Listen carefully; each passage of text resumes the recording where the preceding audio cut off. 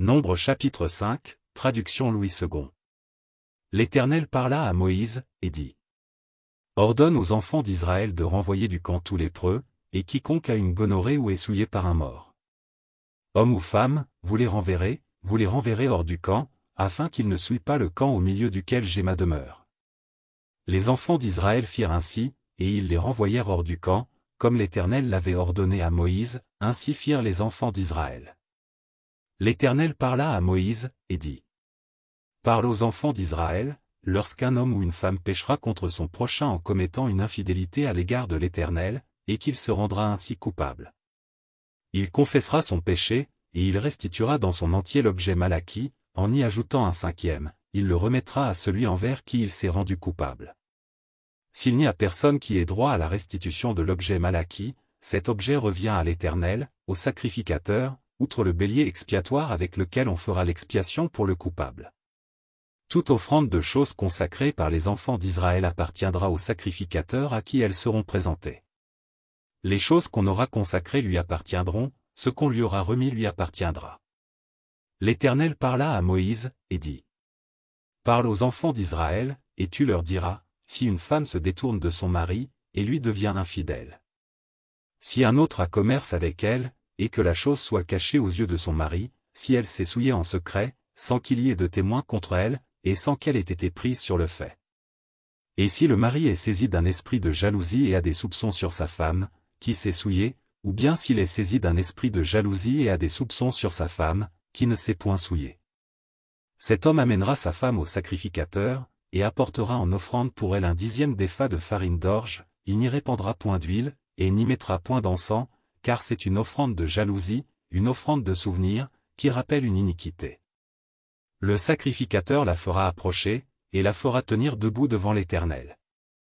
Le sacrificateur prendra de l'eau sainte dans un vase de terre, il prendra de la poussière sur le sol du tabernacle, et la mettra dans l'eau.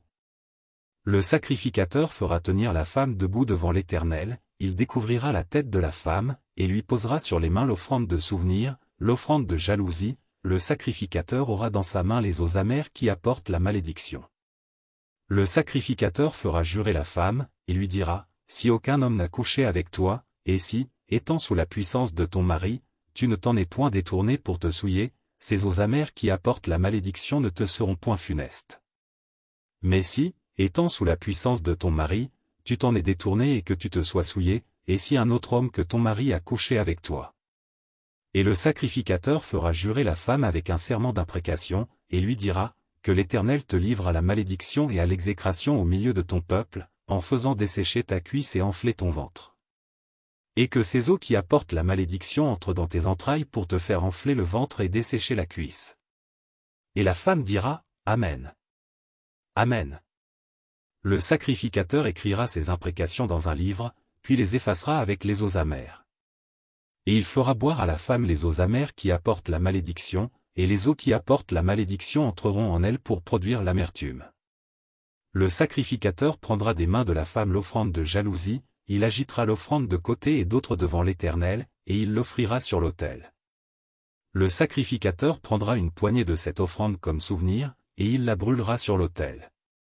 C'est après cela qu'il fera boire les eaux à la femme. Quand il aura fait boire les eaux, il arrivera, si elle s'est souillée et a été infidèle à son mari, que les eaux qui apportent la malédiction entreront en elle pour produire l'amertume, son ventre s'enflera, sa cuisse se desséchera, et cette femme sera en malédiction au milieu de son peuple. Mais si la femme ne s'est point souillée et qu'elle soit pure, elle sera reconnue innocente et aura des enfants. Telle est la loi sur la jalousie, pour le cas où une femme sous la puissance de son mari se détourne et se souille. Et pour le cas où un mari saisi d'un esprit de jalousie a des soupçons sur sa femme, le sacrificateur la fera tenir debout devant l'Éternel, et lui appliquera cette loi dans son entier.